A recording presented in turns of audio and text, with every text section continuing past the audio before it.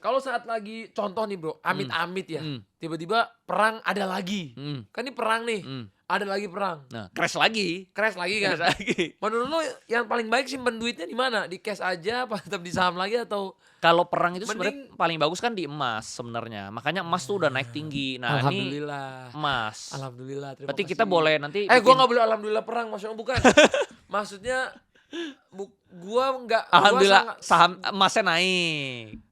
Gua nggak suka ini perang, tapi menurut gua alhamdulillahnya emas tuh naik gitu aja. Iya, benar. Berarti nanti kita bikin acara itu ya, apa? Investor emas versus investor kripto versus investor saham. Main apa nih bro kita? Tinju. Bola dong. Bola. Ya, Ini baru, kalau ini bagus. Ya kan? Gua denger Andri Hakim ini jago main bola. Ya, nggak jago-jago banget tapi bisa lah. Gua punya acara namanya Pendekar Duel bro. Jadi satu gimana lawan tuh? satu. Jadi bener-bener lawan, nggak nunggu bola dulu lama gitu enggak. Langsung kita yang main. Oh, seru tuh, boleh. Seru. Boleh. Kemarin gue pikir rame banget bro. Jadi Sekampung datang. kita adu ya, investor Adu. saham, investor emas, investor kripto. Lu investor emas kan? Iya. Berarti gue sama investor emas gue lihat pebisnisnya Juan If ya, Juan Johnson. Siapa aja yang punya emas, ya. boleh. Pihak emas, pihaknya. Pihak emas ya, kripto sama pihak saham. Jadi ini judulnya Pendekar Duel, Investor Duel. Investor battle. Investor Battle. Iya. Weh. Keren Ini nih. seru sih.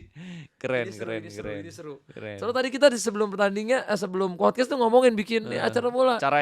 Tiba-tiba Pokoknya beneran di podcast ngomongin. investor battle, emas versus kripto versus saham. Oh. Kalau di saat sekarang emas yang lagi menang. Kalau bukan di bola. Sekarang Iya, emas menang. menang. Tapi nggak tahu nanti kalau emas kan memang naiknya bukan kayak Pelan-pelan tapi pasti naik. pasti naik, cuman dia gini. Iya, ya enak bener. tidur lah. Iya, enak tidur. Terus Kalau- pegang barang kan. Pegang barang. Kalau saham kan cerot. Iya, bener. Tapi bisa Bener. 60% memang Iya, itu nyata ya. bener. Bisa 100% setahun, 200% setahun, tapi Bisa. bisa juga minus 20%, 100%. 50%. Gitu memang. Itulah. Tapi kripto lebih ekstrim lagi. oh, kalau itu sih gua Lebih ekstrim lagi. Kalau turun juga bisa turun 90% langsung. aku sekarang lagi gak berani sih buat nambah di kripto. Kripto tuh ya. nggak berani. Sekali naik bisa 3000% gitu. Iya. Pokoknya Ekstrim. high risk high return ya. Iya. Low risk low iya, return. Bener. Kalau gua memang saham doang sih. Tapi kenapa ya bro? Kayak saham-saham yang kata orang aman, kayak Hmm. BBCA, BBRI, bank-bank, tiba-tiba sekarang jadi merah-merah juga nih. Kena. Jadi di saham itu sebenarnya naik turunnya itu bukan ditentukan karena dia bagus sebenarnya.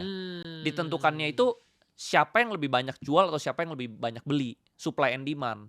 Nah, contoh misalnya saham BCA kan earning per share-nya naik terus tuh. Artinya pendapatan perusahaan tuh setiap tahun naik Oke. terus.